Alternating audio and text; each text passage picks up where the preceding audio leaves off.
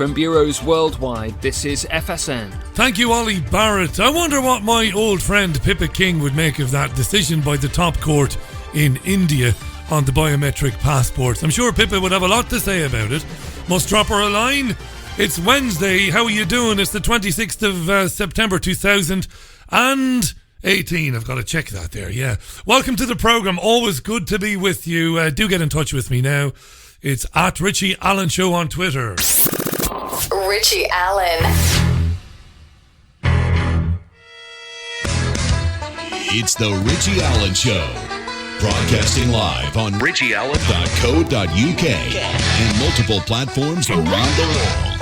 And now, here's your host, Richie Allen. The great Jordan Maxwell is my guest today. He will join me in around about 25 minutes' time and stay with me till the close of the programme. We're doing a Q&A with Jordan today. If you'd like to ask him a question, put it to him through me by tweeting at Richie Allen Show. You can always email richie at richieallen.co.uk. Jordan Maxwell back on this programme. It's been quite a while. Looking forward to hearing from him a little bit later on. All right. Yeah. Good stuff. That story which Ollie Barrett mentioned in the news there is that India's Supreme Court has ruled that the country's new biometric identity scheme is constitutional and doesn't violate the right to privacy. Now, this is a nonsense. Of course, it violates the right of individual people to remain private and to have their biometric data not stored, not kept by third parties, not knowing what they might be going to do with it. Ollie Barrett said in the news that more than 1 billion Indians have already been enrolled. That's about 2% of the country then. Boom, boom, boom. Yeah, 1 billion, right? That's most of the country, right? Many don't have other forms of identification. Only 65 million Indians own a passport and 200 million have a driving licence. I can't get my head around those numbers. Living in a country of 60 million-ish people, 62, 200 million in India have a driver's licence. What have the judges been saying about all this then? Let's scroll on down there. It says that this passport gives dignity to the marginalised. Dignity to the marginalised outweighs privacy, according to the 5-judge bench, the Supreme Court, that made this decision. Basically, it's kind of like if you're a good citizen, well, you really don't have anything to worry about, is what they're saying. This is called Aadhaar. I probably pronounced that wrong. My friend Himanshi, who might not be listening, but if she is listening, Himanshi might tell me how to pronounce it. It's Aadhaar. Those who enrolled in it, 1 billion people, got a unique 12-digit identification number after giving their fingerprints and retina scans. 30 petitioners went to court to say this was an invasion of privacy. The Supreme Court threw it out. It's coming here! Right? It's coming here. This is where we're going. We're going to Blade Runner and all these futuristic dystopian films that we watched and said that'll never happen. It's happening and it's coming in. We'll leave that there. We might pick it up another time with Pippa King. So, we had a good old bashing of Donald Trump's speech to the UN General Assembly, even yesterday. Easy for me to say. Let's have a good old bash at the Labour leader Jeremy Corbyn and his address to the National Conference today in Liverpool. Corbyn said that Labour's ready to start on they're ready to start and work on a radical plan to rebuild and transform the UK. He said that greed is good, is going to come to an end. Gordon Gekko there. Greed is good. It's going to come to an end. And that he would kickstart a green jobs revolution. Hark. We represent the new common sense of our time, said Jeremy Corbyn. That's laughable. I'll explain why in a minute. They want a general election within months. You've heard Theresa May on the news there saying it's not in the national interest to have one. We'll see. I think we will have one before the spring. That's just me. Let me share with you a few highlights of the Jeremy Corbyn speech, the keynote address. Here he is on Theresa May and Brexit. But let me also reach out to the Prime Minister. You see, I reach out to everybody. who's currently apparently doing the negotiations. Brexit is about the future of our country and our vital interests. It's not about leadership squabbles or parliamentary posturing. I say this to her in all sincerity and helpfulness. If you deliver a deal that includes a customs union and no hard border in Ireland, if you protect jobs, people's rights at work and environmental and consumer standards, then we will support that sensible deal, a deal that would be backed by most of businesses in the world and trade unions. But if you can't negotiate that deal, then you need to make way for a party that can and will. Yes, what rot. I'm trying to temper my language. What rot. Customs union, yes. See, the customs union brings with it freedom of movement of people. And the customs union membership also kills stone dead in the water, Jeremy's nationalisation programme is stone dead. You see, if you remain in the European Economic Area, if you remain in a type of customs union, if you have anything to do with the European Union, your nationalisation programme is gone. There'll be no public ownership of rail, mail, water, etc. But the Corbynistas, rabid, drooling fanatics, some of them, and let's be honest, very badly hurt, poor people, good people, many of them just don't want to hear this. As poor, as broken down as they are, as decent as they are, they don't want to hear this stuff. They want to believe in him and believe that he's going to deliver them from evil. But he's not. Now, Momentum is a big political force that you've heard mentioned quite a lot over the last couple of years, 3 years or so. And if you read about it in the mainstream media, it's described as a party within the Labour Party. What it is basically it is in control. It's in effective control now of Jeremy Corbyn, but importantly, Labour Party policy. It's a very far left organisation that likes to describe itself as a grassroots organisation. When was it founded? Well, back in 2015. Why? Well, it came about when Corbyn was elected leader. And I think what you need to keep in mind when thinking about Momentum is remember that not only does it have a lot in common with the Syriza party of Alexis Tsipras in Greece and the Spanish Podemos party, it not only has a lot in common with those parties, it engages regularly with the bigwigs in those parties, and they swap ideas and they share policy ideas. So Syriza, Podemos and Momentum are basically the same thing. Very dangerous, but nobody's talking about it. Look at what happened to Spain and to Greece when the people believed in those parties, in Podemos and Syriza, when people put their faith in those parties to stand up to tyranny and to globalism. It didn't happen. It got worse. Anyway, Momentum is massively behind a second referendum, and it's also behind this crazy equality movement, the transgender equality stuff and all of that. It really is. Now, the Labour deputy leader, Tom Watson, would have you believe that the influence of Momentum is exaggerated, but I believe that's a nonsense. Its influence is pretty total. I mean, can you imagine, for example, the likes of Jeremy Corbyn and John McDonnell and even Diane Abbott? Do you really think that privately they would agree that trans women should be allowed enter female-only internal ballots or elections? Probably not. And that's just one of the milder policies of these crazy Momentum progressives, right? These Marxists, cultural Marxists. Anyway, these guys, Momentum, while publicly never missing an opportunity to virtue signal about how progressive they all are and how bigoted everyone else is, they've taken note of the Donald Trump story. Now, I want you to think of Momentum as a group and one or two people within it being as influential on Labour Party policy now as the likes of Peter Mandelson, Alistair Campbell and others were on New Labour.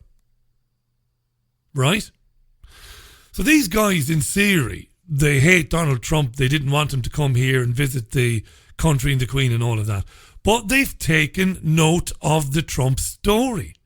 especially Trump versus fake news and how Trump used that effectively in the latter part of his campaign. How do I know this?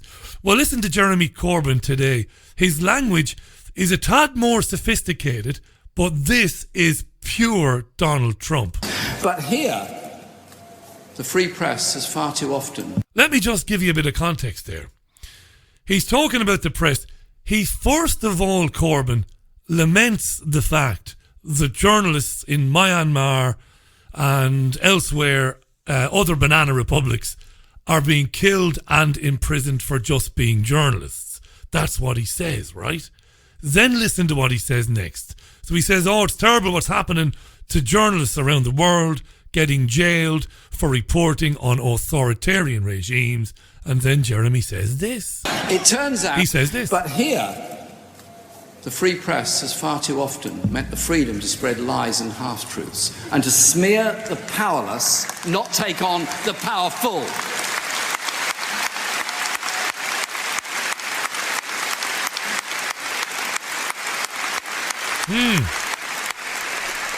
You challenge their propaganda of privilege by using the mass media of the 21st century, social media. Now that's pure Trump there. Using language a little bit more sophisticated, Corbyn has basically said we've got a fake news press that is dangerous and we circumnavigate that by using social media. Right? That's pure Trump. What did he say next then? Well, he said that the fake news media wants to bring him down, but we have social media, you heard him saying that. Problem is, of course, his bedwetting momentum pals like Owen Jones want to suppress freedom of speech and shut down debate on social media far more than any newspaper ever did. And Corbyn has a warning for the UK press. It turns out that the billionaires who apparently own the bulk of the British press don't like us one little bit. Now it could be because we're going to clamp down on tax dodging, or maybe because we don't fawn over them at white tie dinners and cocktail parties, or it could even be because Tom Watson has been campaigning for a second part of the Leveson media inquiry to be set up.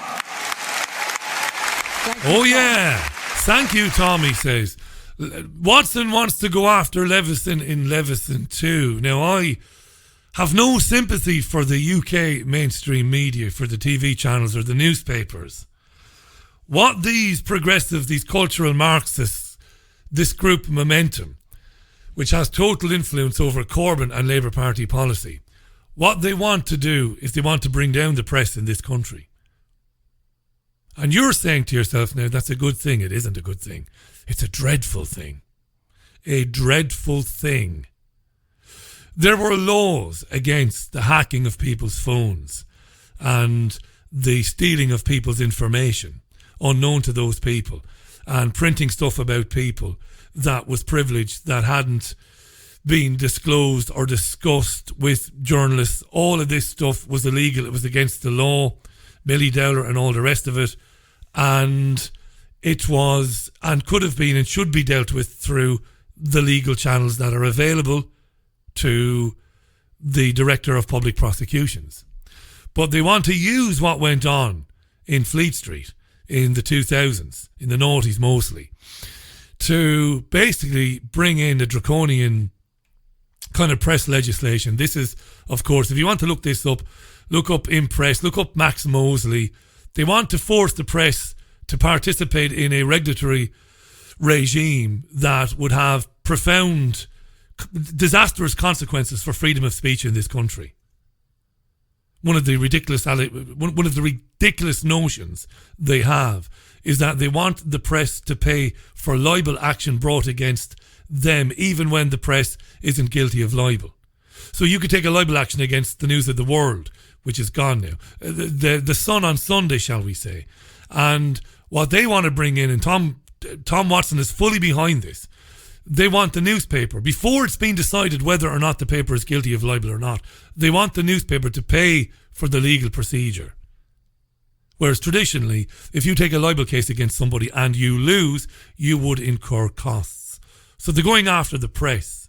And you see the moronic Donald Trump supporters all over the world and the goons that believe that Jeremy Corbyn is some sort of messiah will go along with this, thinking that, yeah, the media's been keeping stuff secret for years. It's dreadful. It's awful. It's been in bed with the establishment and all of that. And I won't argue with any of that at all. But what are they going to replace the media with? They're going to replace it with their own media, the social media of the 21st century and beyond, where they get to say what is right and what is wrong, what is harmful and what isn't, what constitutes hate speech and what doesn't, and that is how they're going to take complete ownership of the media. And that's what's coming down the line. This is Jeremy Corbyn. This is momentum. Of course, Corbyn supporters listening to this won't have any of it. They don't want to hear it. Anyway, more on that ongoing.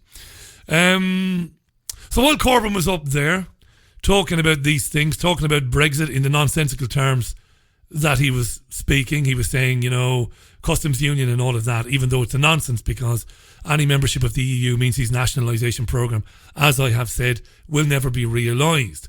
While he was up there, he was never going to miss a chance to doff the cap to the cap now being a metaphorical one, to doff the cap to the Zionist lobby and to let the Zionist lobby know that Jeremy Corbyn has learned his lesson. This summer was tough. Oh, it was a tough summer. Ours is the party of equality for all. The party that has pioneered every progressive initiative to root out racism from our society.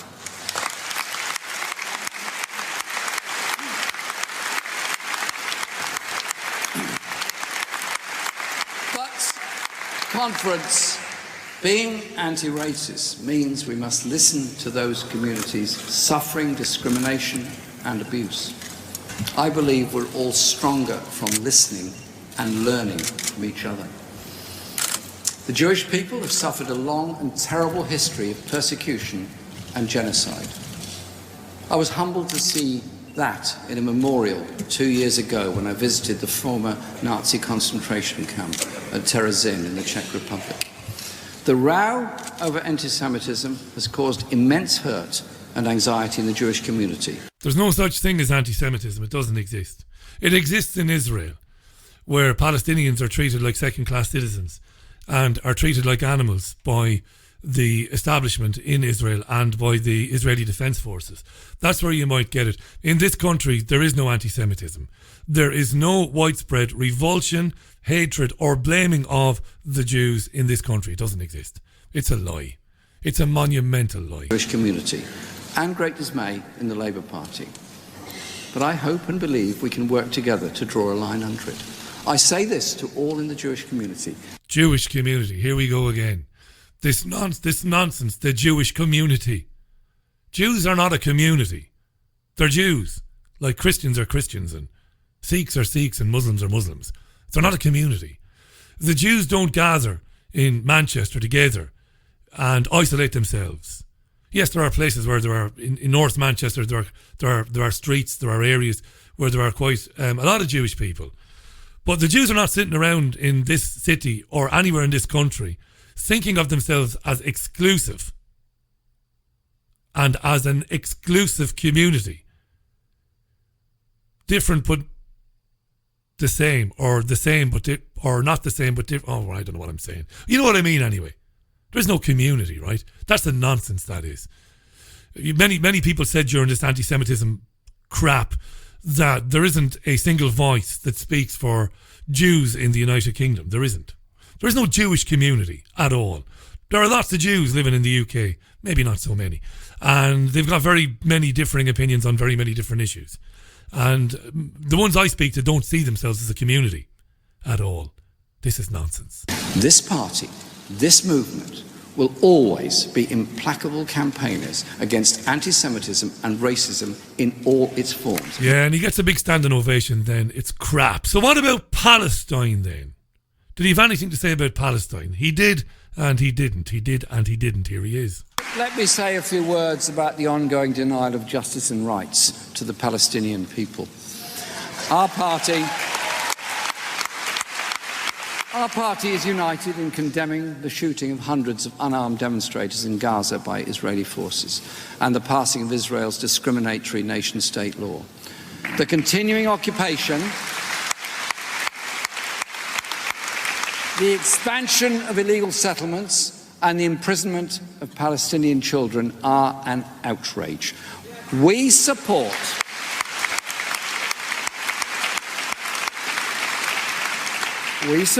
a two-state solution to the conflict with a secure Israel and a viable and secure Palestinian state. This is just mind-numbingly boring, cliched bullshit, this now. We support Israel, secure and a viable state of Palestine. After he talked about pot shots being taken at hundreds of people only weeks ago, then he's into we support the two-state solution. This is empty, meaningless rhetoric. But a quarter of a century on from the Oslo Accords, we are no closer to justice or peace, and the Palestinian tragedy continues. Right, why are we no closer to peace, and why does the Palestinian tragedy continue? Well, it could be argued that over the last 40, 50, 60, 70 years, people have been quick, like you, oh bearded one, to say that it's terrible what the Israelis do to the Palestinians. But you've not been very quick, though, in putting forward possible solutions, like sanctioning them back to the Stone Age, to leave them, every one of them, in that apartheid state, walking around in their undercrackers. Sanction them so bad that they don't have shorts to put on their backs, is what I would do. Continues, while the outside world stands by. The outside world stands by, so here's where Jeremy is going to say, let's sanction the feckers. My great Israeli friend, the late Uri Avnery, who sat... No, of course not. He's going to virtue signal about how he has a great Israeli friend. I might as well be here talking about my black friends, and my Muslim friends, my Pakistani friends. It's just crap. He's not going to say anything about how to deal with Israel. Who sadly died a short while ago, put it to me. What is the alternative to peace? A catastrophe for both peoples. And in order to help make that two-state settlement a reality, we will recognise a Palestinian state as soon as we take office. And that's monumental bollocks, of course, because even if Labour forms the next government and does announce that as a government it recognises the state of Palestine and its right to self-determination, it won't matter a damn. The Israelis will go, I couldn't care less.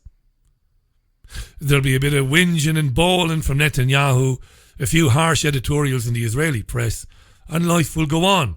And more Palestinians will be murdered, more children will be interned, more misery, more settlements, and more bulldozing of homes. You see, a real man would say, you know what, we'll sanction them back to the Stone Age if we become the next government. Jeremy Corbyn is not a real man. Rich tweeted there something along the lines of that this is the populist second coming of Blair, borrow money we don't have, rack up more and more imaginary interest debt, pretend they are for the people. It's a sham. Indeed it is. This is Wednesday's Richie Allen Show. Going to leave it there for the news roundup. We'll take a very quick break. Don't forget, coming up on the other side of that, my old friend Jordan Maxwell is going to join me. And today we're doing a Q&A. I've got some interesting questions. Some interesting questions have come in. I will put those to him. And we're going to enjoy it. Looking forward to it. Back in exactly 2 minutes. There's a place high in the mountains of Spain, a sanctuary where souls gather from all around the globe to learn about themselves and experience powerful changes in the way we see our world. They become awakened to their gifts and their power to heal others. Become part of this ever-growing worldwide family of unique, pure energy healing practitioners. Discover how amazing you truly are. Go to www.markbayerski.com. It could just change your life forever. Forever. Have Have you lost access to important data from a computer hard drive, mobile phone, or other storage device? Maybe you have a broken hard drive containing years of information, or a smartphone that no longer works from which you'd like the pictures, movies, and chats recovered. If you would like to recover data from any type of digital device, including desktop and laptop computers, external hard drives, cameras, smartphones, NAS, and RAID servers, then contact Data Clinic today at dataclinic.co.uk now. The Richie Allen Show relies on your support. Go to richieallen.co.uk and set up a monthly donation today. Welcome back to the most listened to independent radio show in Europe. It's your Richie Allen Show. Welcome back to the programme. It's coming up for 28 and a half minutes past the hour. 5 o'clock, of course, we're live. If you're getting the podcast, of course, it isn't live. We are on Fab Radio 2, triggerwarning.tv, Cogent Radio, the Cogent Radio app, and TuneIn Radio. But we're also streaming live all the time, round the clock, on richieallen.co.uk. That's richieallen.co.uk. Yeah. I don't know, I can't say, because I don't spend a lot of time on social media. I don't. I keep an eye on it during the programme, and maybe once or twice during the day I might put some information on my Twitter, maybe about the show, or I might just share an article that I came across, but I try to stay off it, because it's first of all, it wastes time, and second of all, I just don't like it. I don't enjoy it at all. But from what I've been able to determine since coming on air, it seems that some of the contradictory statements being made by Corbyn and some of the other Labour stalwarts are starting to register with people who are beginning to wonder now, particularly in the north of the country, where for reasons of job security, for reasons of wages being driven down by migrant workers undercutting, people in the northeast and the northwest of the country, many of traditional leftists or left voting people voted to leave the European Union, and they're not happy about what they're hearing from Keir Starmer and from this Momentum group and the rest of them, and they're kind of getting more and more irked and more annoyed that Corbyn is not nipping it in the bud and saying, no, well, we do support leaving the European Union. But again, look, all of this is coming to pass. I've been talking about this since the result of the referendum back in June of 2016. Right, it's time to crack on.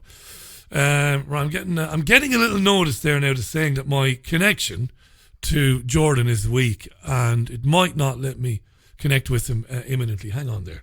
Let's see, can we sort that out? Remember, if you do have a question for Jordan, tweet it to me. Best way to get it to me is to tweet it to me. If not, email richie@richieallen.co.uk, and I will endeavour to... we have a problem. Houston, we have a problem. Right, I'm streaming loud and clear, but my own internet on my main computer has gone down.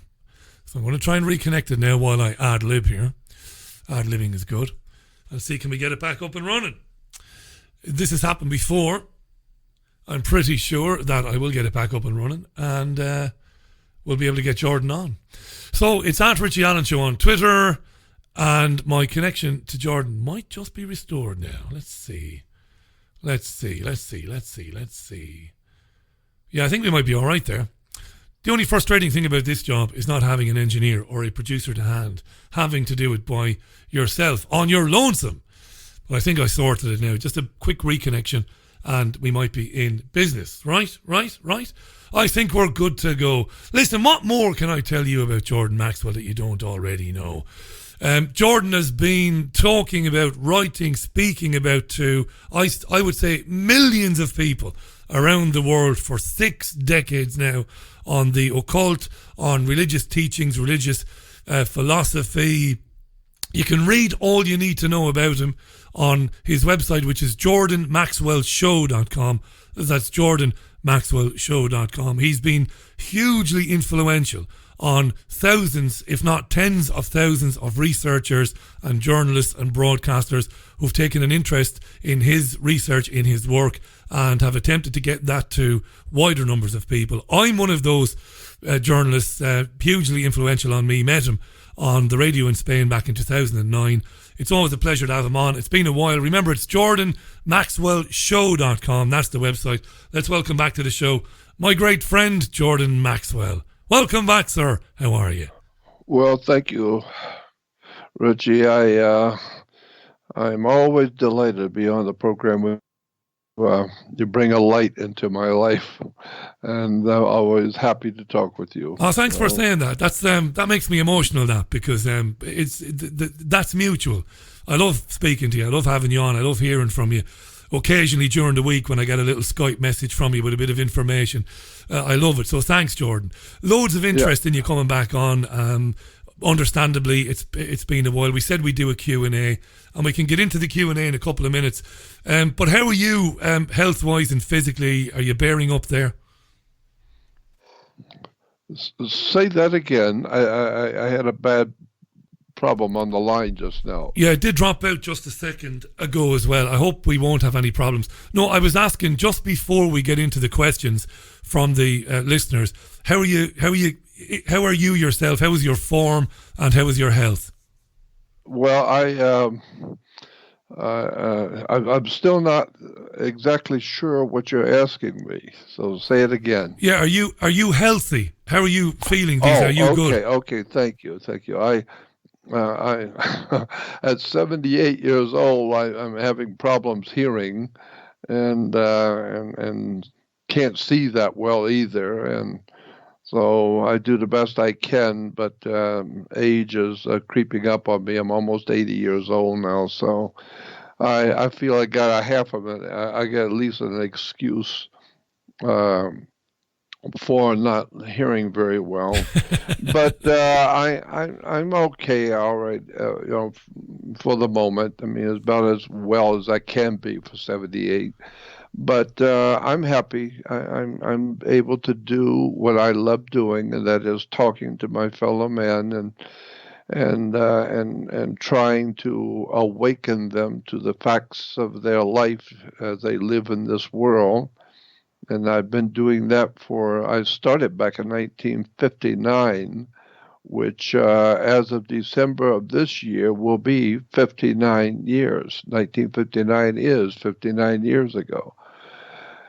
And so it will be 60 years next year. And so I've been all over. I've talked with so many people, and I have so many friends and so many interesting people that I have been able to meet over the years. And what I bring to the table, I don't see myself as very important. That's why I'm not promoting me that much. I just try to let people know I'm here and I'm trying to do something to help them. But I don't really care about promoting myself, because I think that's very cheesy and it's not very popular when you're promoting yourself. But I do want people to know that I'm here and I'm trying to help them to educate themselves and to point to where they should go. Because I have a lot of people who email me and they say, Jordan, we'd love to do what you do.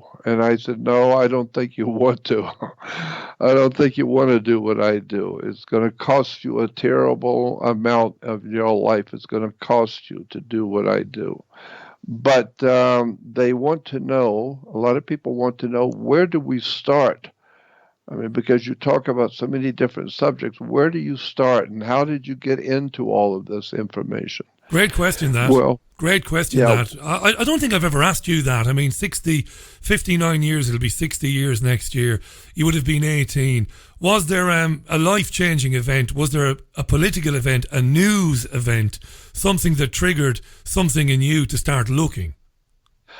Yes, I guess there was. There was one thing in particular.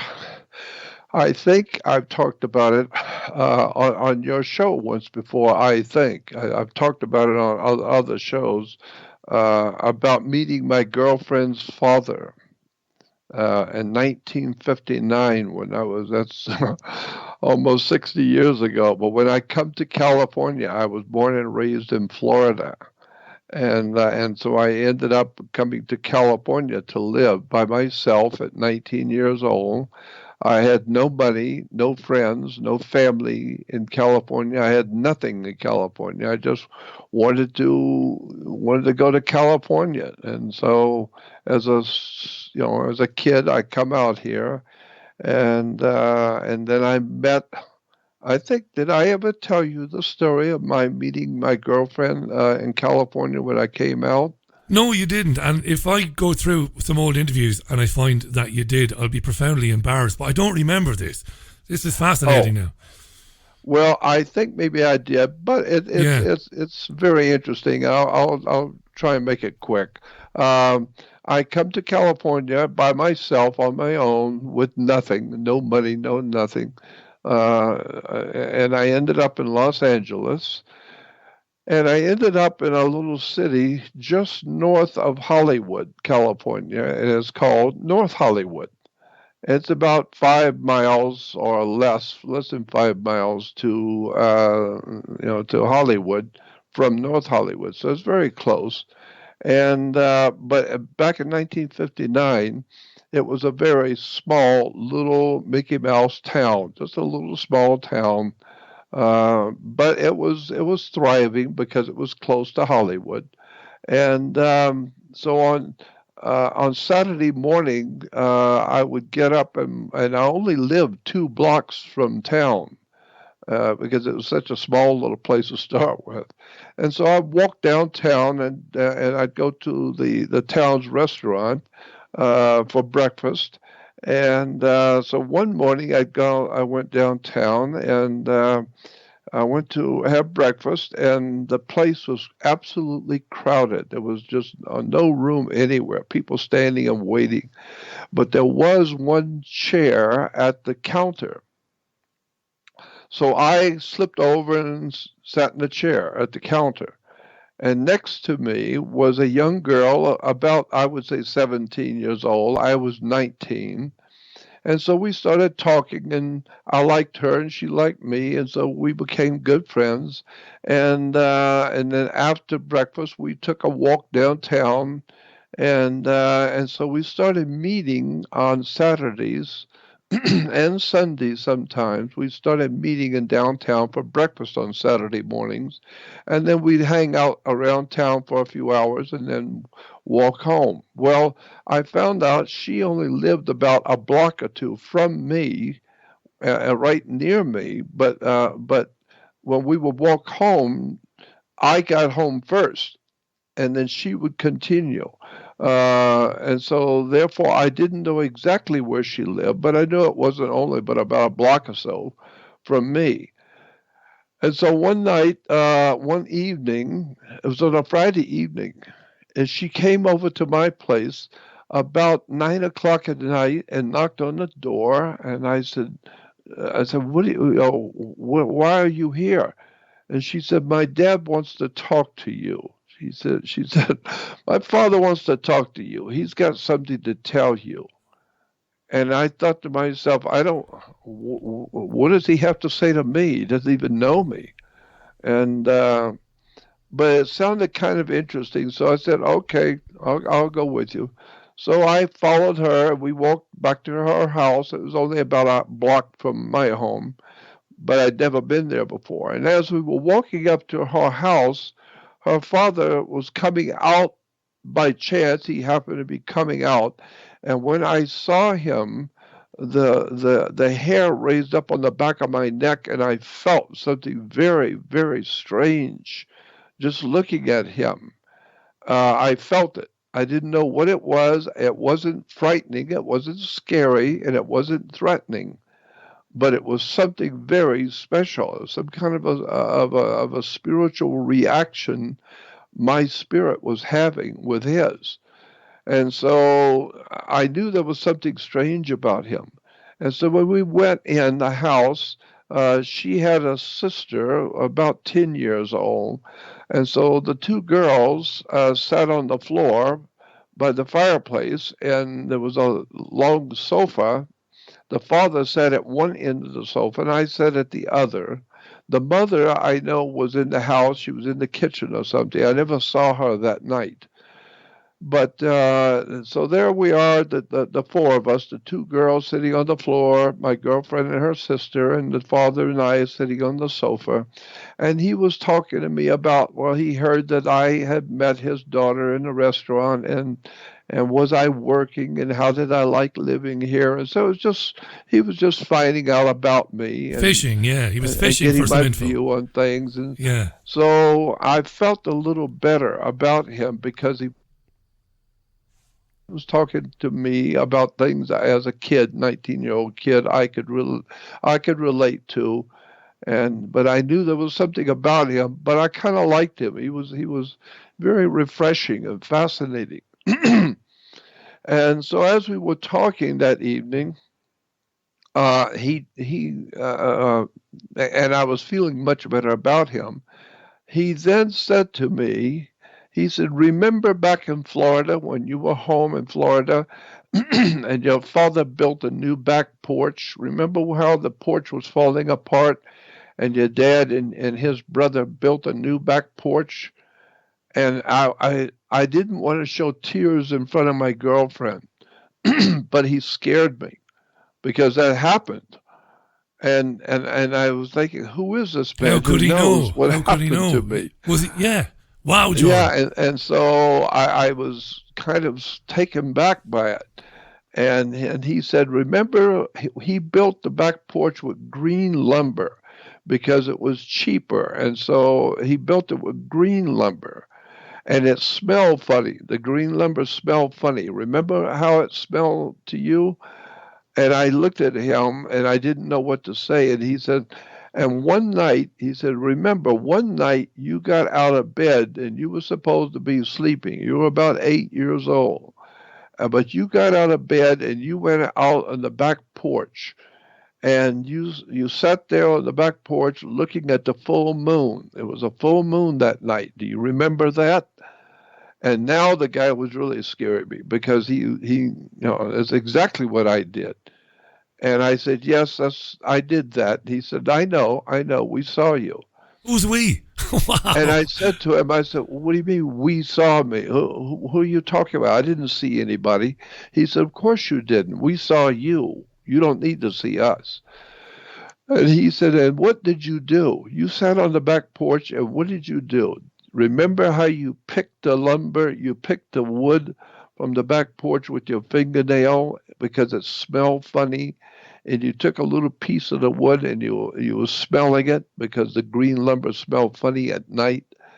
And he said, remember how you used the green lumber as a toothpick? Remember when you did that? And it scared me because he was exactly correct.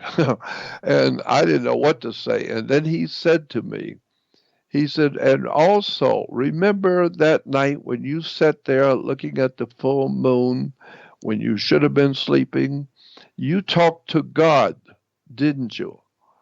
And I just shook my head, yes, I did. And he said, and what did you say to God? You looked at the moon and you talked to God. And what did you say? And I didn't say anything. I didn't know what to say. By now, I didn't know what to say. And he said, well, let me tell you what you said. You asked God to let you do something important with your life. You didn't want to be here just because you happened to be born, but you wanted to do something important with your life. Is that what you asked? Is that what you said? And I shook my head and said, yes, I said that. And he said, now, how would I know that? How do I know any of this about you? And I said, I don't know how you know, but you're correct. I just don't know how you know that. And he said, well, I know that because we were there. We were right there when you were talking to God. We were there. We were listening to you. And I said, who is we? He said, well, that's not important. What is important is the question, why are you here in California? Why did you come here? And I said, I don't know. I just knew I had to. He said, that's right. I brought you here. You came here because I need you and I want you here. And he said, and the reason why I brought you here is because you asked God to let you do something with your life. Well, we're going to give you something to do with your life. Well, at least we'll give you a chance at it. And I said, what are you talking about? He said, well, what we have in mind for you to do, you will not do until the very last part of your life. So don't worry about it now. You're just a kid. Don't worry about it now. But when you get older, the last part of your life, we have something for you to do. And after all, you did ask God to let you do something, so we're going to let you do something. But we have something for you to do, but it won't happen till the last part of your life, so don't worry about it. And then he said, I'm going to start you on your journey tonight. I'm going to give you a book, and I want you to read the book because it's going to begin your journey to where you're going to go in your life. And he gave me a copy of the book called The Complete Works of Charles Fort. You can still find it today in any big bookstore. You can order it on the web. It's called The Complete Works of Charles Fort, F-O-R-T. And it's an extraordinarily fascinating book, but it got me started looking at the occult world, or the world of hidden mysteries, all the hidden stuff of the world that people don't know anything about is what this book is all about. It's a strange book, but it gives all the documentation of all the strangeness of this world and what happened and where it happened and all the footnotes. And so that got me started. And so then I would go over. Sometimes I'd go over to the house on weekends, go to see my girlfriend and the family. And we would go out for long drives into the desert. We'd go out way out into the desert, 50, 60 miles out into the desert north of California and north of Los Angeles. And he would tell me about all the extraterrestrials and all the different things which have happened in the universe and who these people were and where they've come from. But also the best part of that story about meeting him that night is when we were sitting there talking, and then he said to me, you've always been interested in aliens and UFOs and strange stuff and phenomena in the skies, haven't you? And I said, yes, I have. And he said, yes, I know. We've been watching you for a long time. Spooky. And he said, and he said to me, would you like to see some UFOs up close tonight? And I said, yes, I would. And he said, I can do that for you. That much I can do. So he said, come with me. And I said, where are we going? He said, just come with me. You said you wanted to see UFOs? Then come with me and I will show them to you. And so the two girls got up, and myself and the fathers, just the four of us, and we walked out in front of his home. This is back in North Hollywood, back in 1959. I'm a 19-year-old kid. And he looks up into the sky. It's on a summer night. He looks up in the sky, and he starts inaudibly talking. He's moving his lips as if he's talking to someone, but you can't hear him. And then he turns to me and he said they will be here in about 2 minutes or less. They'll be here in a couple of minutes. And I said, who? And he said, you said you wanted to see UFOs. Yeah. You're interested to see the aliens and the UFOs? Yes. Well, just wait. They said they'll be here. And be damned if it didn't happen. About a minute later, we saw 3 glowing objects, each one the size of a full moon. So they weren't just pretty lights. No, they were the full moon size disc. And all 3 came quietly with no sound, came over us. And they were, and they looked like a pie cut in 6 or 8 slices. The circles did. They had like 6 or 8 slices of colors, and they were circulating the colors, but not so fast as to blend the colors. But they were beautiful, extraordinarily brilliant colors. but making no sound whatsoever. They came over our head, full moon size, 3 of them, and stopped right over the top of us. And I was amazed that this man could talk to the sky, and these 3 saucer-shaped things, whatever they were, showed up. And I was staring at them, and amazingly how beautiful they were, glowing, making no sound whatsoever. And I looked at him, and he was smiling and said, "Yeah, they're beautiful, aren't they?" And I said, "Oh, they're gorgeous." I said, what is this?" And he said, "This is us. You said you wanted to see us. You said you wanted to see UFOs, so that's what you're seeing." And he said, "This is us." And I said, "Who is us you're talking about?" He said, "Well, all of that you will learn later on. It's not important right now who we are. What's important for you is to know that you asked God to let you do something, so we're going to let you do something, or at least we're going to give you a try at it."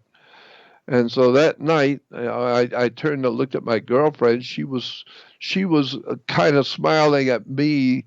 And to say that, I told you my father was important and he wanted to talk to you. I was shaking my head thinking, who is this girl and who is this man?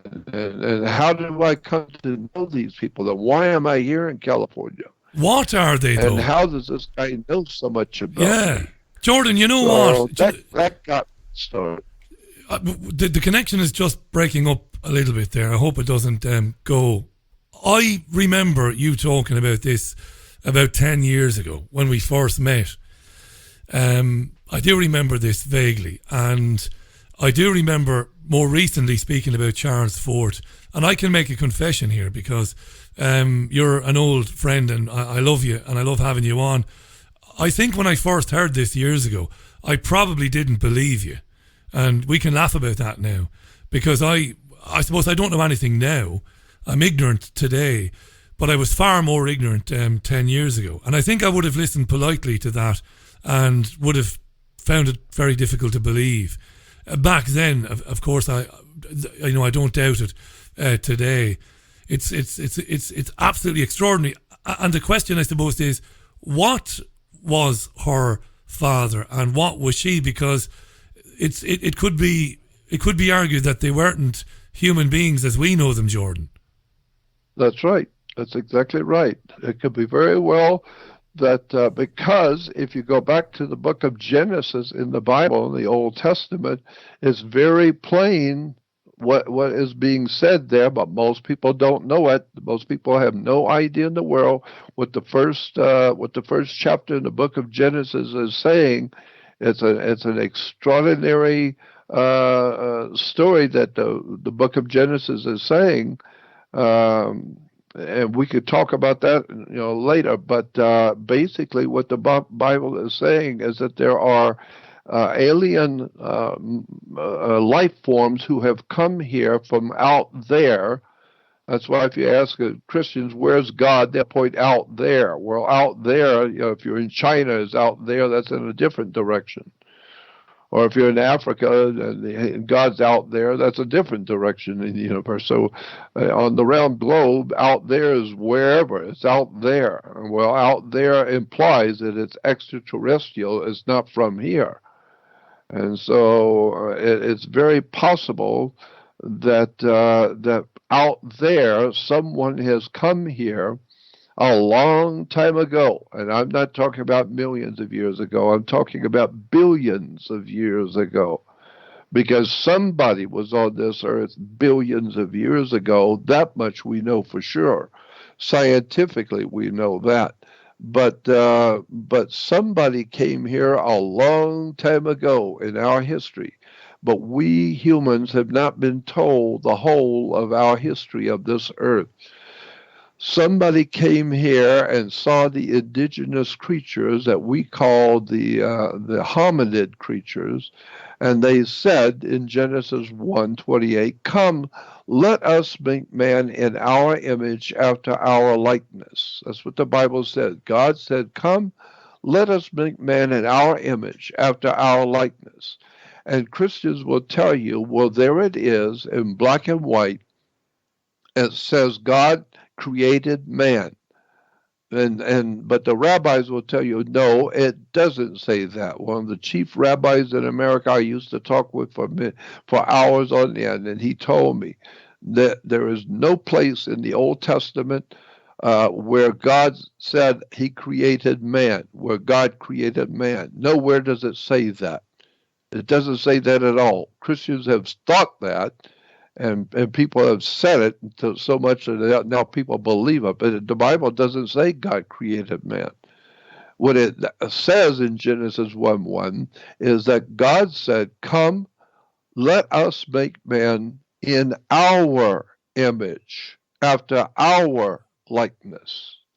Not make man, but let us make him look like us. And us, let not us make me. him be like us. That means they're going to crossbreed with the indigenous creatures that we today, science calls hominid creatures.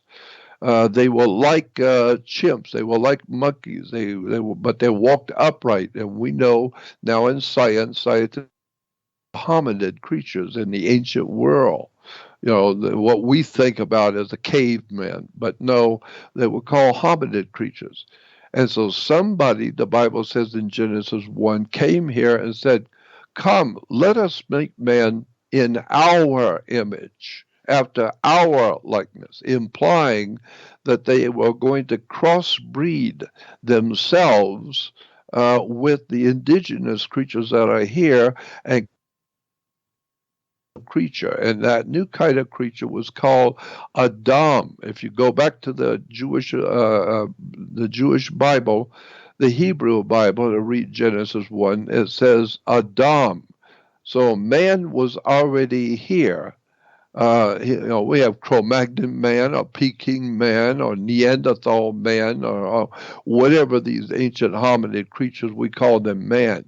But the scripture says, God says, come, let us make man in our image. How significant? Our likeness. Sorry, Jordan. How significant is the plural then? Our image, in our likeness. Because I went to a primary school, a grade school, as a boy, Catholic school, and we learned the Bible, Christianity, and we learned that God is an individual, supreme being.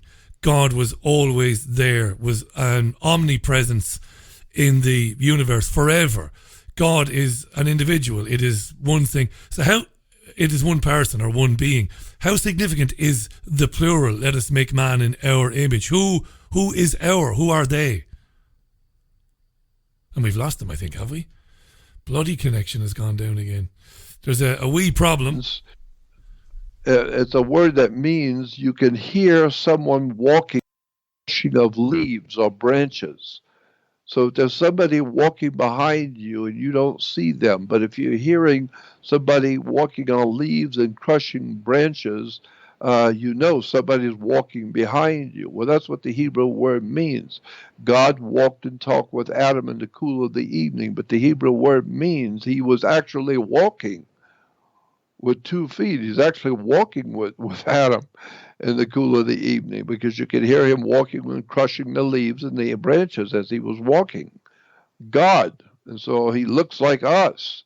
No, we actually look like him, because the scripture says, come, let us make man in our image, after our likeness, which means that God looks like us. That's why we look like what we do, because he looked like us before we look like him. So it implies that maybe there's life forms out there in the universe which are far superior to us in technology, wisdom, and years of experience and knowledge. That's far, far exceeds anything on the earth that we humans have.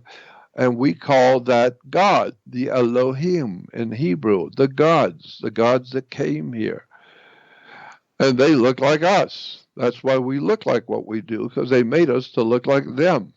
So the point being is that there's no doubt in my mind that this man was not of this world, because he knew too many things about me. He knew too much. He was able to look up into the heavens and talk, and UFOs showed up. There's no doubt about that. So I don't know what to say about that. All I know is that normal people don't look up in the sky and talk, and UFOs pop up, 1 minute later. An amazing experience. Just before we get to, we better do some questions, because we did invite questions, and I'd like in a future program to get into the Bible again. But before we go to the questions, how, after that experience, then you obviously read the works of Charles Fort, and you began your own journey. But when you realised that this man and his family were something different, how did you come to terms with that in 1959? How did you deal with that? Because it's an enormous realisation for a very young man to come to terms with. How did you cope? The way I was able to do that is because when I was in his presence, when I was just with the girl by herself was one thing, but when I was in the presence of her father, my spirit felt very, very strongly. I just knew I'm in the presence of somebody very powerful. I don't know how to explain what I feel about him. I don't know how to explain any of it. But my gut feeling, my spiritual feeling inside of me was that this is not an ordinary man, because I watched his mannerisms. His whole demeanor was not normal. By that I mean, when he was showing me the book he was going to give me, Charles Fort, when he opened up the book, he just randomly opened the book to a page in the middle of the book, just randomly without even looking. He opened the book and he read a paragraph that just incredibly knocked me out. It was the most fascinating thing I'd ever heard. And then he closed the book and said, tell me about the book. And then he opened it again without even looking where he was opening up. He just opened it up and started reading and read another paragraph. And that one was even more exciting than the one before. And he did that 3 times as he was showing me the book, which told me then, he's not even looking where he is putting his thumb to open the book. He's not even looking. And yet he opens it and tells me something and shows me from that page, which is really catching my attention. It's really startling what he's reading to me. Now I look back on it and I know he was not just randomly opening the book. He was able to know precisely, without even looking, open the book and read, and it will catch my attention. He knew that. He knew that. So he was playing me. He was playing me like a fiddle. He was playing, but he was benevolent, he knew exactly how he was, the impression he was leaving on me. He knew exactly what he was doing. I was a kid, 19 years old, and fascinated with what he was saying. But now I think back on it, he never even looked to see where he was, pick a place to read from. He didn't even look. He just opened it and read, and it blew my mind. Then he opened it up and read again, and it just knocked me out. And he knew what he was doing. And you felt he was, all the time, you felt he was benevolent. He was a good presence. He was, yes. There was nothing wrong in terms of the energy. No, nothing evil, evil. He was a loving, happy, interesting, fascinating, brilliant, strange man. But I come to love being in his company because he's like no man I've ever met before. I mean, I like his daughter, but I love him. I mean, I really wanted to see him every time I'm going there. I want to learn from him. And he would answer my questions of all kinds of strange things I wanted to know. And he was just a very sweet and lovable and just an incredibly nice guy, that just blew my mind with his knowledge about, he knew about me, he knew about where I come from, he knew about everything in my life. How did he know that? I don't know.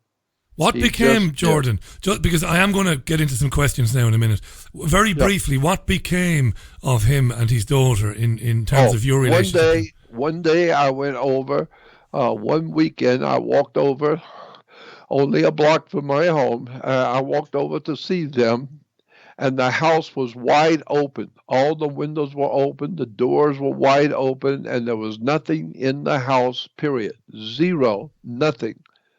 They moved, and it was totally empty. They never told me they were moving. They never said they were moving. My girlfriend didn't come to tell me she was moving. They just were gone. Period. Forever. How did you feel about that? You must have been devastated then when you saw it. I was devastated because my girlfriend left me without even telling me, without even letting me know. And I loved the family. I loved her family. I loved her father. And now it's an empty house, and that's the way my life felt. I felt very empty. So I go home by myself, and my dear friend, my girlfriend, the family I've come to love, and this wonderful, strange man, her father, they're all gone for good. And so now I look back on it, and I understand now. I didn't then, but now I do. I understand he was supposed to start me on my journey. I was supposed to be in his presence, and he was supposed to get me started, which he did. And then once he gets me started on my journey, he goes on to his next place. He goes on to whatever it is he has to do, wherever it is he goes. But it was supposed to happen. I was supposed to meet him. He told me, "Why did you come to California?" He said, "You came because I brought you here." He was an angel then, not a biblical angel in terms of we learn about angels with wings, but he was some sort of angelic presence in your life. And he's gone again, has he? Has he dropped out, Jordan? Bloody connection, this. The connection was lost. A bullet hitting a rock and ricocheting. I was determined. I knew what I was going to do with my life, and I'm young, 19 years old, and now I'm in California, and I'm going to do this, and I'm going to do that. And then all of a sudden I meet him, and my whole life changed overnight, period. Let me ask you a question, Jordan, because we lost the connection just a second ago again, but you didn't realise it, but it dropped out a second. Was this man not like in the Bible or with wings, but was this man some sort of angel figure in your life? Is that stretching it? He was actually, to me, he was just an incredibly great guy. I just loved him. I mean, the father of my girlfriend. But he was so kind and so considerate and always smiling and laughing and happy and was always there for me. If I needed anything, I'd go to see him. And so he was just a wonderful, dear friend. And he's the father of my girlfriend. And so I thought, my goodness, I got not only a girlfriend, but our father is sensational. I love him, and he is fascinating. Never realizing at that point at 19, you may be talking to an extraterrestrial. You may be talking to someone who is not of your world. Another worldly being, of course. It's brilliant. I want to just point out, it's 11 minutes past the hour, 11 minutes past 6. We've probably got about 40 minutes left on this. Time is flying. Jordan's website is jordanmaxwellshow.com. That's an incredibly profound thing that happened to Jordan when he was younger, and it leaves so many questions, of course. And who knows, maybe the gentleman and his daughter, they might re-enter your life again in the future. You don't know that, of course. It's very possible. Brilliant to hear that. And I do remember years ago you talking about this. Well, I've got another experience I'd like to tell you about quickly too, that I consider to be equally as powerful. Back in 1990, 192, I was invited to speak at a UFO conference. I was going to be a main speaker at the conference in Pasadena. And this was back in the early 90s. And the two guys that were putting this conference on were dear friends of mine. So they called me and they said, Jordan, we're going over to the hotel to kind of spy out the hotel for an hour or so. You want to go with us? And I said, sure. So we drove over. I was in North Hollywood. We drove over to Pasadena, the three of us, and we were just going to look around the hotel and look out the rooms and the dining room, etc., and just kind of spy out the hotel where we're going to have the event the next week. And then one of them said to me, he said, what are you going to need to do your presentation next week? You need a blackboard, you need a screen, you need projectors, slide projector. What is it you're going to do, and what will you need so we can get it for you?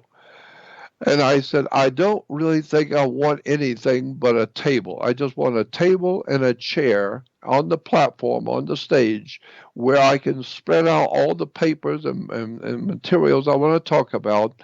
And I want to be able to just sit before the audience. And there was about 500 to 600 people in the audience in that room. And I want to be able to sit in front of the audience and just talk. Just have a microphone and a table. That's it. And so he said to me, well, all right, here's what we'll do then. He said, I'll have a guy sitting on the stage with you, and he'll be sitting on a bar stool behind you. And he'll have a video camera, because we're going to have video closed circuit screens in the room, so that when you pick up a paper and talking about it, hold it up so he can focus and see it and focus it, and so that the audience can see it on the screen. And so that Saturday morning when I was there, the guy was sitting behind me on a bar stool with the video camera, and it worked beautiful. Every time I was showing something, a document or something, he would zoom in on it behind my shoulder. He would zoom in on it, and people could see it. Well, that night, when we were leaving that night after the conference was over, he came over to me and said, Jordan, my wife and I would like to have you come for dinner tonight. Can you come with us? And I said, certainly, of course. So I went home with them. They lived in Pasadena, and they had a beautiful upstairs condo, very nice place. And so the wife was in the kitchen fixing a late dinner for us. And he and I was sitting in the front room just chatting about UFOs and what happened that day, etc. And after a few minutes, she came out. It was about 10 or 15 minutes. We were sitting there talking. She's in the kitchen. Then she comes out and she says to him in front of me, she said, have you told him yet? And he said, no, I haven't told him yet. I wasn't going to tell him till after dinner. And I said to him, tell me what? And he said, well, I'm going to have to tell you now. He said, I've told this story. My wife has heard me tell it many, many times to my friends. And now I'm going to tell you the same story. He said, I just turned 50 years old a couple of weeks ago. And he said, when I was back on the East Coast as a kid at 17 years old, I was thumbing a ride back in New England. I was thumbing a ride on the highway to go to stay with my cousin during the summer. And he said, I was thumbing a ride out there as a 17-year-old kid, and an old man in a pickup truck. And he said, this old man was an old man. And the pickup truck was older than he was. And he said the pickup truck smelled with smoke and cigarettes and everything. He said it was just a piece of junk. And this old man driving this old truck picked me up. And he said, but I figured at least it's wheels, at least it's a ride. And he said, when I got in, this old man began to tell me everything about my life in absolute detail. He knew everything about my sister, my mother, my dad and his job, my friends, how I was. There was nothing he didn't know about me and my family. Incredible, accurately. And he continued to tell me all about myself and my family and my dad, etc. And he said, and then when he let me out, and I'm a 17-year-old kid on the East Coast, he said, when he let me out, he said to me, all that I have told you up till now was to entertain and to get your attention. Now I'm going to tell you something important.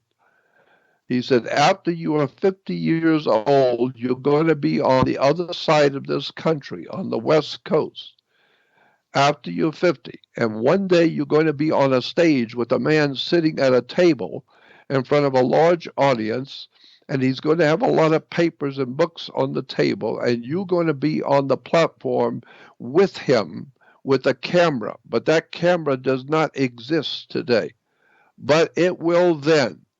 And you will have that camera, and you'll be sitting behind him on the stage so that people in the audience can see what he's talking about. And he said, now, when that happens, when you find yourself on the stage with this man at the table, you tell him that I said I put him there.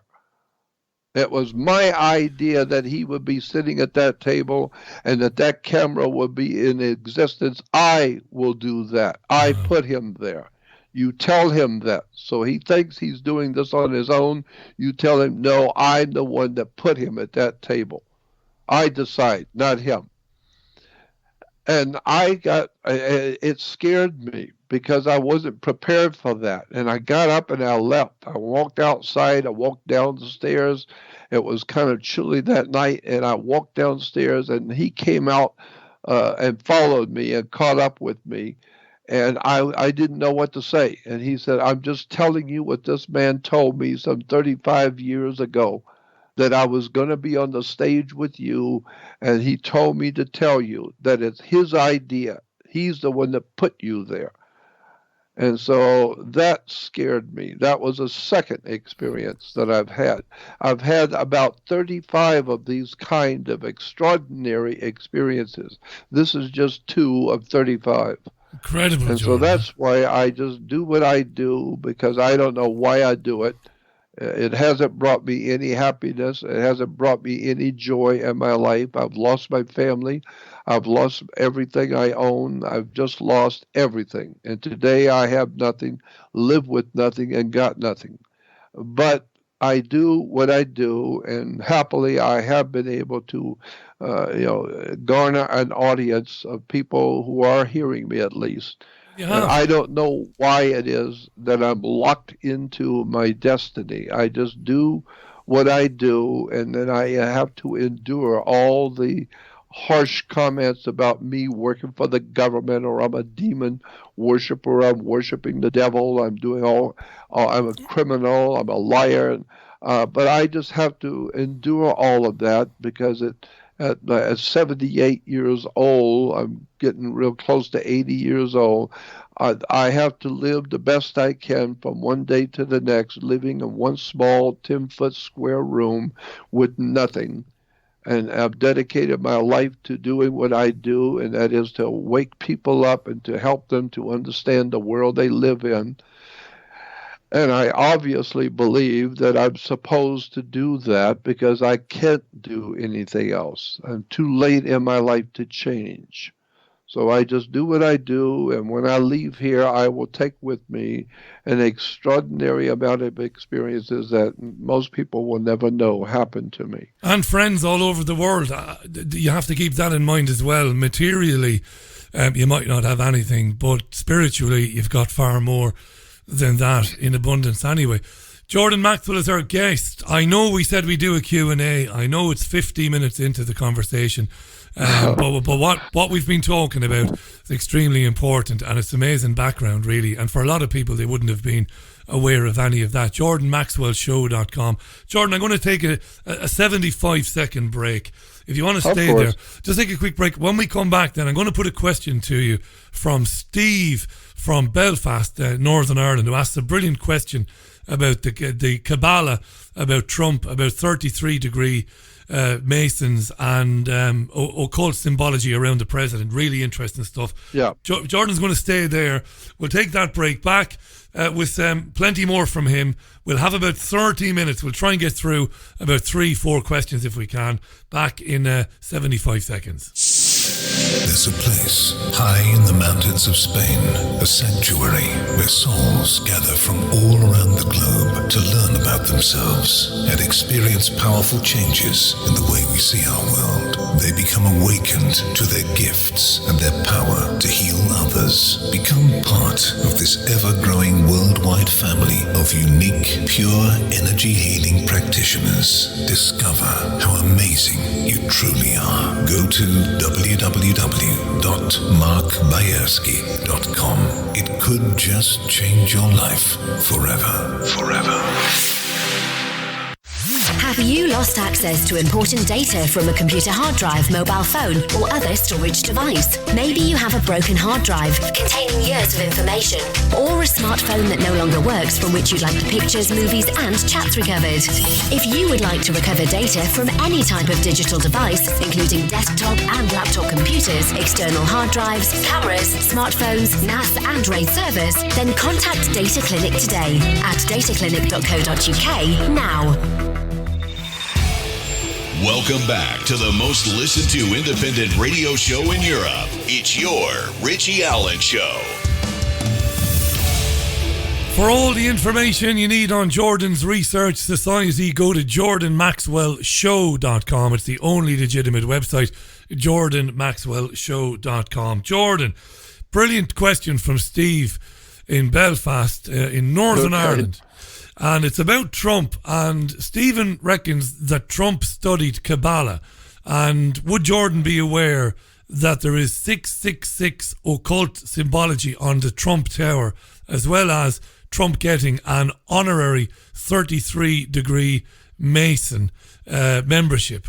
And would Jordan be aware of the occult numerology associated with the Lady Liberty statue and 9/11? What about Trump and Kaballah? If he did study that, would it be relevant? And what about the occult symbology on Trump Tower? This is really interesting stuff, Jordan. Go ahead. Yeah. Well, first of all, the Statue of Liberty is not a lady; it's a man. You did say this to me before, didn't you? Yes. All you have to do is go on the web and just type in under image, so you see the pictures, or just go on the web, period, and type in Statue of Liberty, a man. And it will show you that even the people, the French Grand Orient Temple Masons who produced the Statue of Liberty, produced it as a man, not a woman. And so that's interesting to start with. It's not a man. I mean, it's not a woman. It's a man. And so, and then it's not the Statue of Freedom. It's the Statue of Liberty.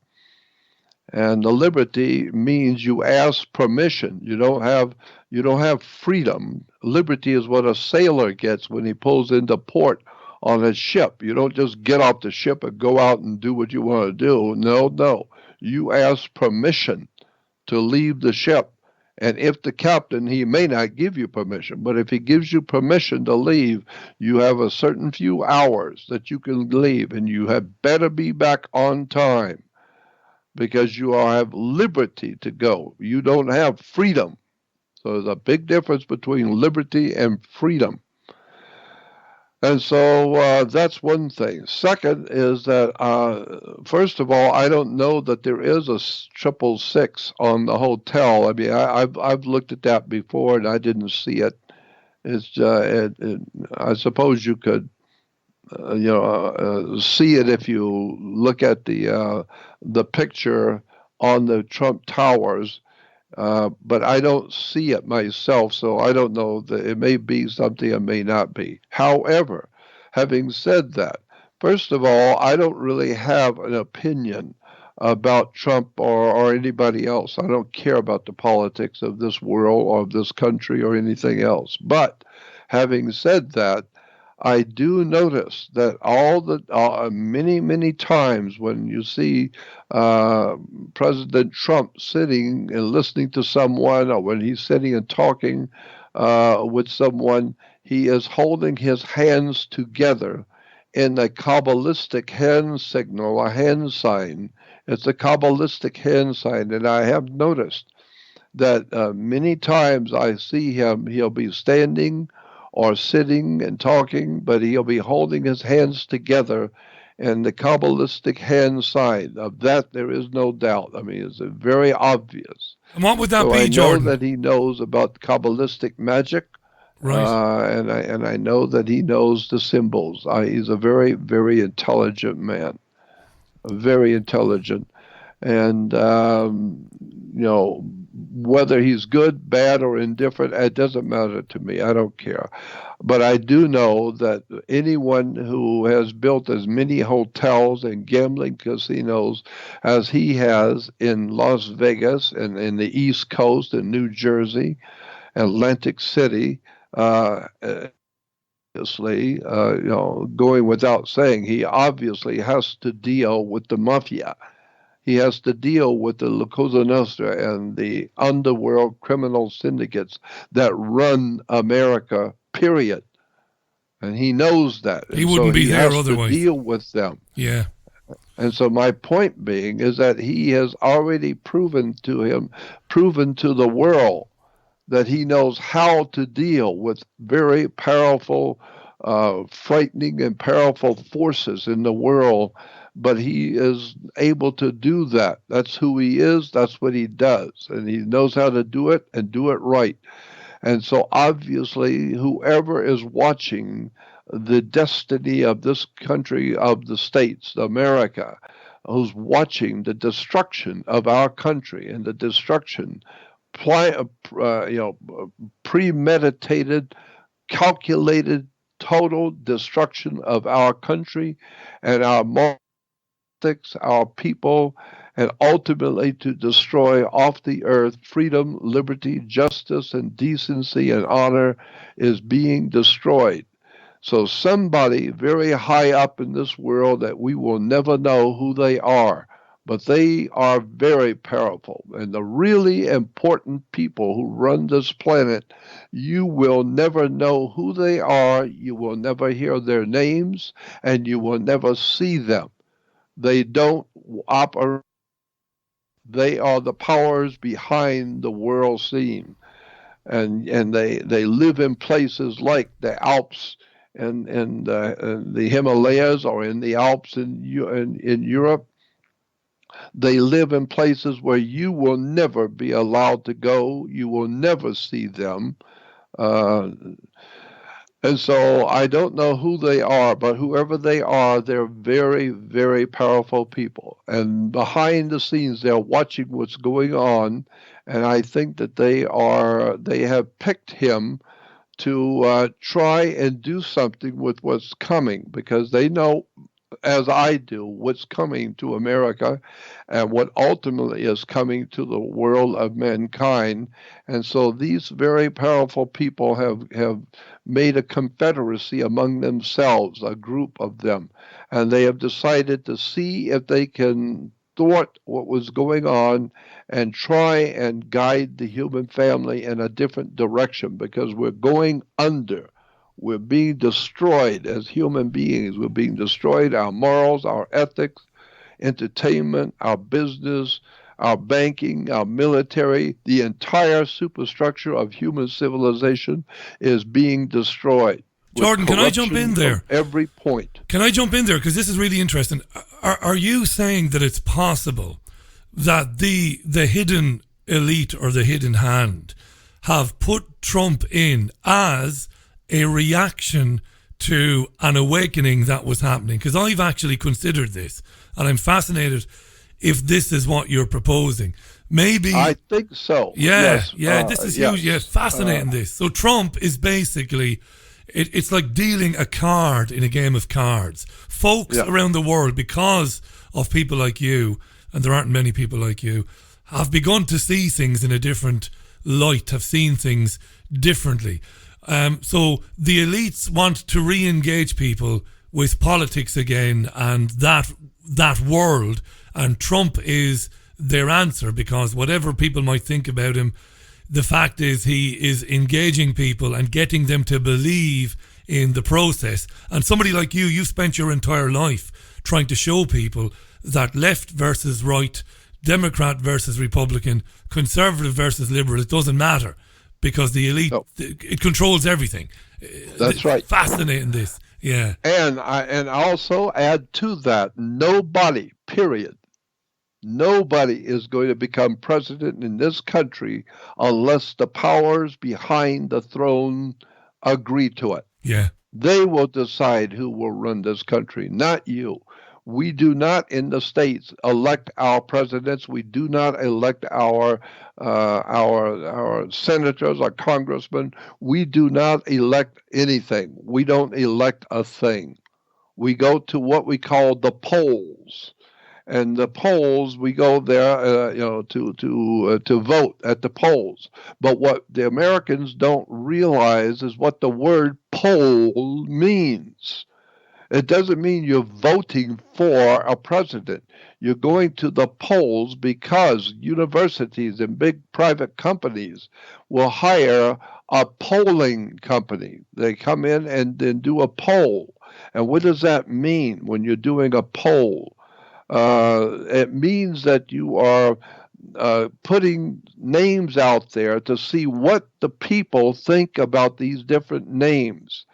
Because they've got like 6 or 8 people that work for the hidden masters, the hidden powers behind the world throne. They have about 6 or 8 or 10 guys who work for them, that they manipulate, they own, they control them. And they will put like 6 or 8 of them out to in front of the public, and then they will have a poll, and therefore the Americans go to the poll to vote. They're not voting for the president, but they're showing your masters which person you think you like better. Yeah. Of all the criminals, which one do you like personally? And so therefore you go to the polls and you vote and you say, I kind of like this guy, and I don't know anything about any of them, but I like this guy better than the whole bunch. And so whichever person, whichever man gets the most votes that the people like, who the masters will put into power. But when they put him into power, he's already working for the guys who run the planet.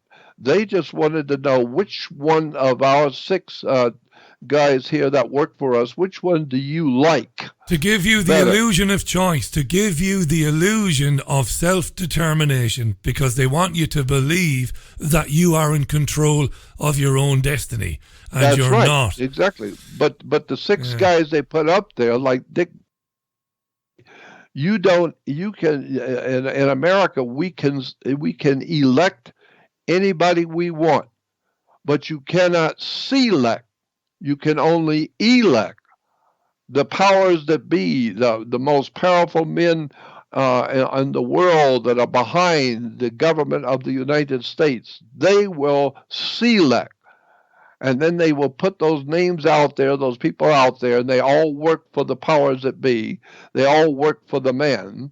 And then they will put those 6 guys out there, and they will say to the public in America, which one of these fruitcake dingbats do you like? Yes, right. All right? And so then we go out and we vote, and everybody said, no, we just like this one guy. Everybody likes him. And there's a lot of people say, no, we don't like him. Yeah, but we're a democracy. We are a corporate democracy. So if more people say they like this guy, then that's the one we will put into office and make him president. Why? Because you liked him better. So now, whatever happens, whatever the masters do, whatever the hidden masters do on the earth today, they will be doing it with the guy you like. And after all, you liked him and you're the one that voted for him. But what you don't know is that the masters who run this world, they're going to do whatever they're going to do, period. I don't care if you put a cockroach in. Absolutely. You can put Superman in. They're going to do what they're going to do. They just want to know which one of their guys that work for them in the head office which one you particularly like, because they're going to do what they're going to do. But it's always better if they have someone you kind of like better than anybody else. You know, Jordan, there was you will remember the TV series The A-Team with George Papard. Oh, You'll remember this. Mm-hmm. Well, Mr. T was scared of flying in the show. He was scared of flying, and I remember one episode when he suspected that they wanted to put him on a plane, and Face, played by I think Dirk Benedict, Face turns up with 5 hamburgers, and Mr. T says, "You know, I'm not stupid. I know that you're going to try and drug me." And Mr. T spends the next 5 minutes figuring out, well, they probably want me to take Hannibal's burger because Hannibal, so I won't take Hannibal's burger. That's probably drugged. And in the end, he takes Murdoch's burger. And of course, the setup is all the burgers are drugged. And at no time does Mr. T think, you know what, I'll just go around the corner and get my own burger. and that's the way people are with politics. You know what I mean? It's all possibly bad, but I'll take a gamble anyway, and I'll back Jeremy Corbyn in England, or I'll back Donald Trump. And I think it's amazing. I think it's amazing that you've raised this possibility that's been on my mind for ages, that the elites knew that we were starting to realise what was going on. So they brought Trump out, the maddest, the craziest, the mouthiest, the most eccentric that there's ever been, because it's re-engaged people with the, and you've put it brilliantly, my friend, with the election, not selection. We don't get to choose who these people are. We don't get to choose who we vote for. We get to pick from the predetermined list of men or women. You got the list that you can pick from, and you can elect, but you cannot select. You can't decide who's going to be on that list. No, you can't decide who's going to be on that list. It's already decided. As a matter of fact, it's not the first time, but the last time when Obama was first running for president in Phoenix, Arizona, about a month before the election, about a month, 3 weeks to a month before the election in Phoenix, Arizona, it's on the web that CBS television, they had a show on about, I think it had to do with the law, some kind of a court movie, a court show, and beneath that was CBS's news, and this is about a month before the election, and there it is. You can see it. The news type is coming across the bottom of the picture while the movie's on, and it says Obama has been elected president, and it tells you how many people voted, how many people voted against him, how many people voted for him, and he has now been elected president of the United States. And but this is a month before the election. Unbelievable, Jordan. So to follow on from that, listeners are tweeting questions on this. Patricia is asking about the deep state supposedly working against Donald Trump, but they can't be working against him. The deep state has created him.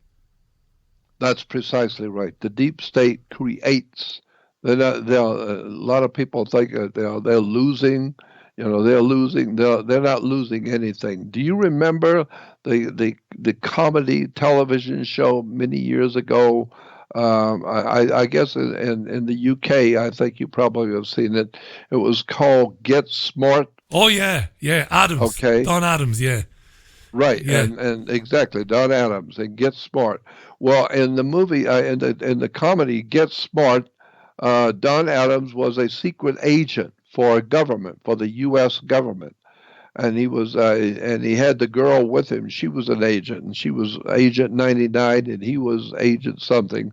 And but the story was Get Smart. Well, in the States back then, the term "Get Smart" was something that kids all of the schools were saying. It meant that the kids think you're stupid, and so that when they talking to somebody and you sound like you're stupid, they'll say "Get smart." Yeah. meaning wake up, get an education. You're talking like a fool.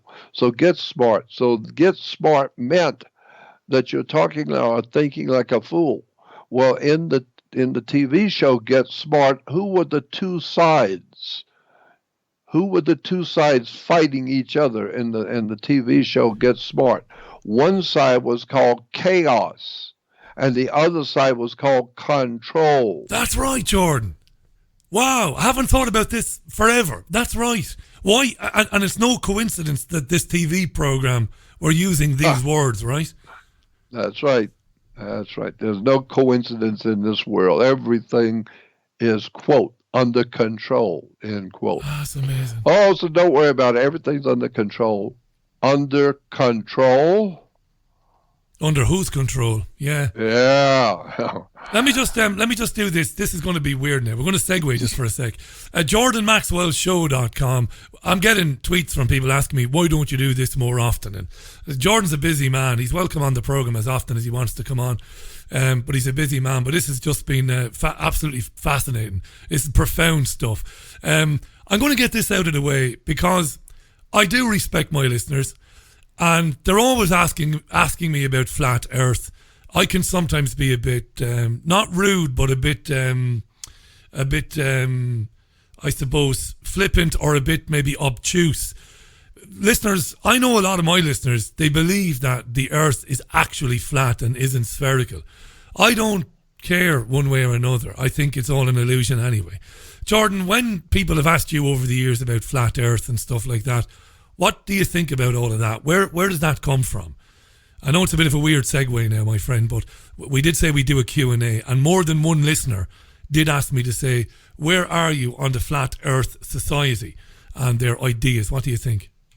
Well, as far as I'm concerned, my gut feeling is that it's a Jesuit trick. Because that's typical of Jesuits to promote something like the flat Earth. They promoted this idea of the Big Bang theory. That was a Jesuit idea. So they were joking, and so they put this joke out there, and the people pick up on it and they believe it, and so therefore the whole universe came into existence in a Big Bang. But logic alone. Of a teenage mind, a logic alone would tell you there is no such a thing as a Big Bang. It's stupid. It's incredibly ignorant to even bring it up in a conversation. Well, it's also equally as stupid to bring it up in a conversation about a flat Earth, because my God, this is, it goes all the way back into the ancient world. They believed the Earth was flat.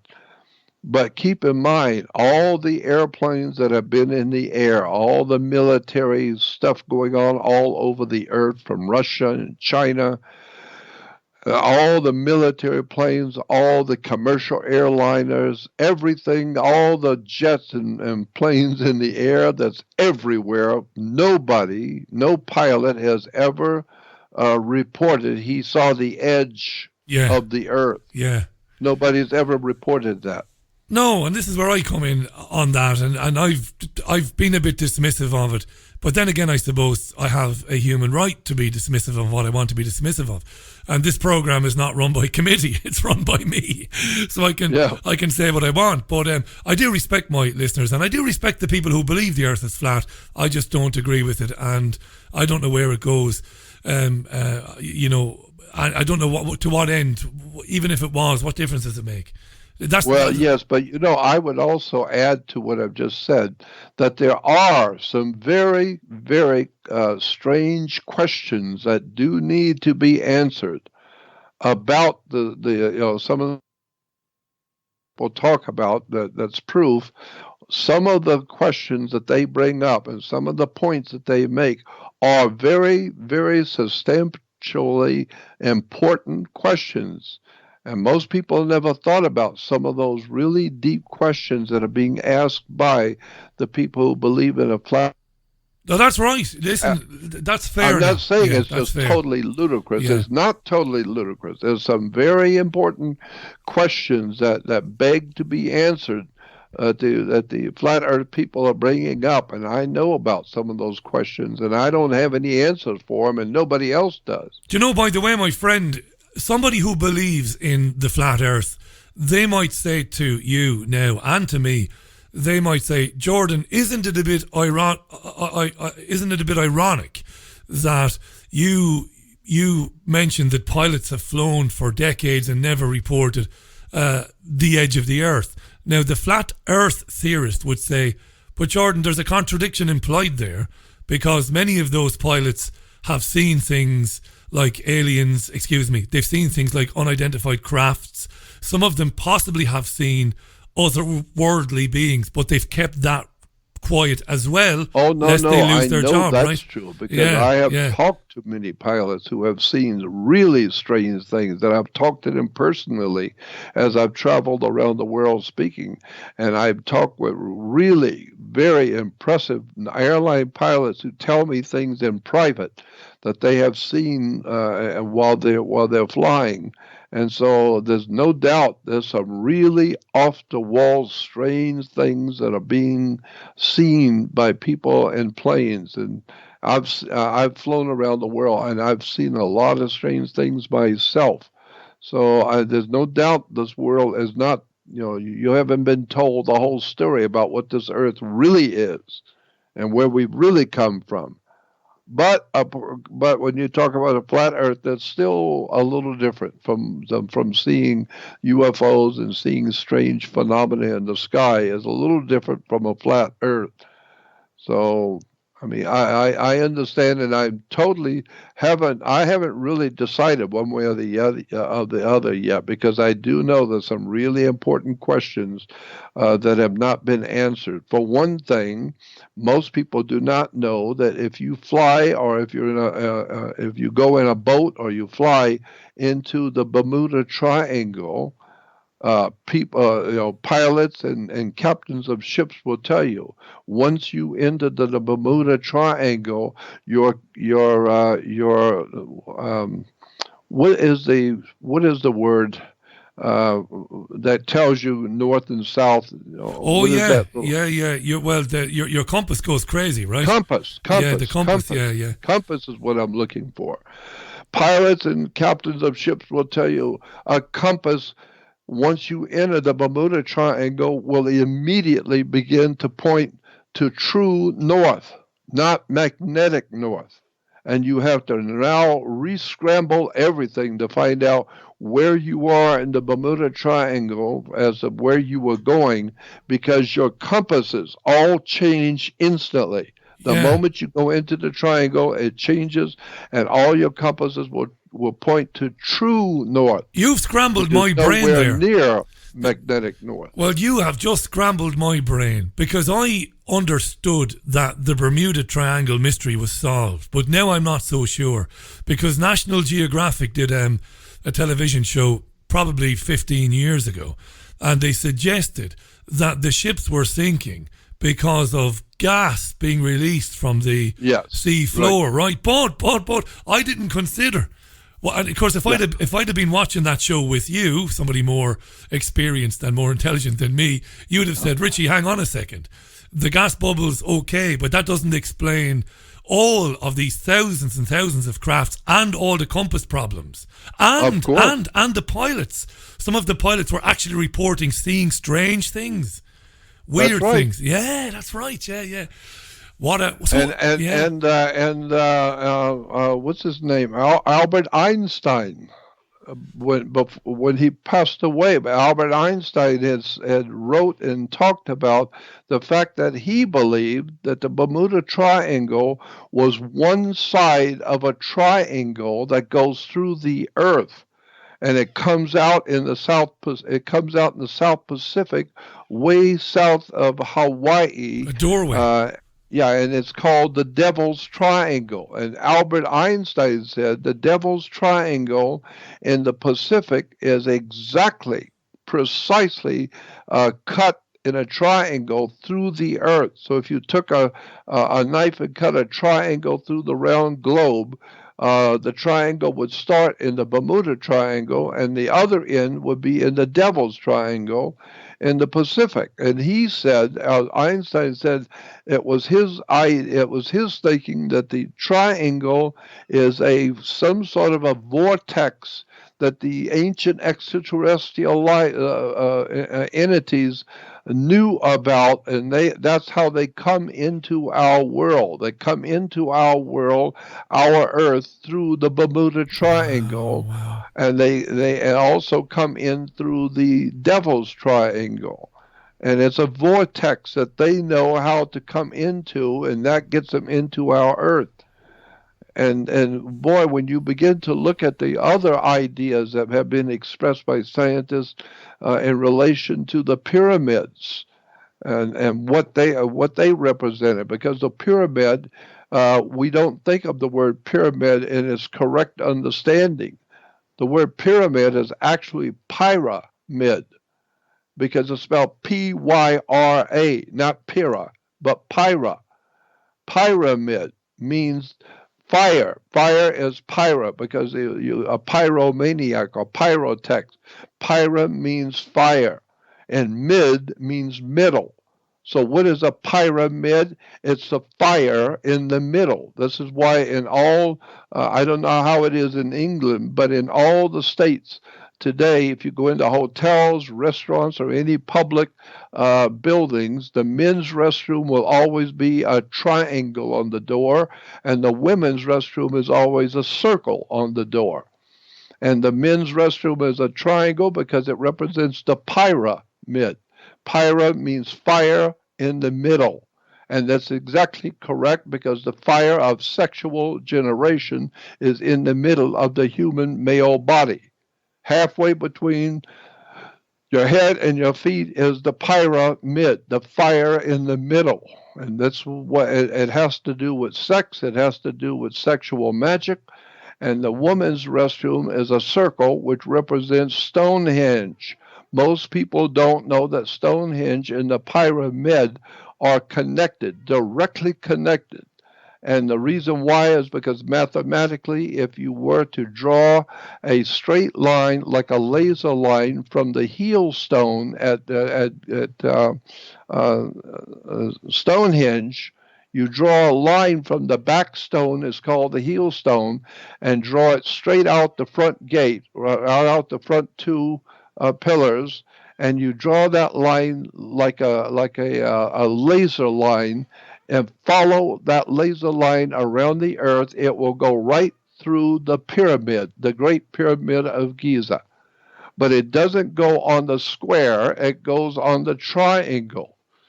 And it will cut across the pyramid on a triangle. And if you take a square and cut it on the triangle, then it makes two triangles. You put the two triangles together, it becomes the Star of David. All of this stuff, most people don't know anything about. Do me a favor. We've got to stop here because we're out of time. Next time we have one of these, and it's flown by. It's absolutely disappeared in the blink of an eye. The 90 minutes is just gone.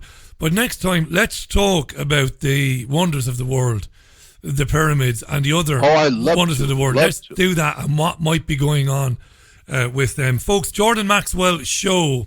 If you use Jordan's website, make a contribution to him by donating there via PayPal or via Bitcoin. Do that. I've said this 1,000 times. There aren't people. One last thing, Richie. I want people to.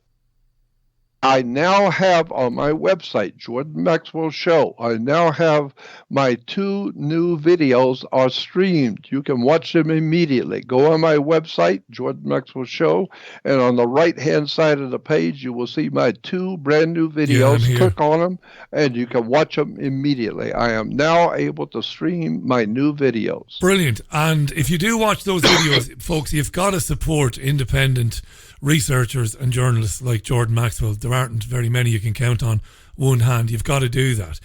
So please do, jordanmaxwellshow.com. Mate, you know how much I love you. I've had a fascinating show again with you today. If you can find a space for us next month or in a few weeks, let's do that. Natural wonders and man-made wonders of the world. Let's get into that. I'd be absolutely honoured. Love to. And thanks for a great idea. So you let me know and I'll be here. Legend. Thanks for today, Jordan. Great to have you on as always, my friend, and I look forward to doing it again soon. Okay, bye-bye. Bye for now. Brilliant. Jordan Maxwell live on the line to us there from his home. Let's go out with Adele and Rolling in the Deep, for not to be in any way disrespectful, but for every crash, for every pilot, for every ship that went missing in the Bermuda Triangle, let's go out with Rolling in the Deep. The great Jordan Maxwell, jordanmaxwellshow.com. jordanmaxwellshow.com. Watch the streams there, read Jordan's research materials and support him if you can. I'll see you tomorrow at 5. Until then, bye for now.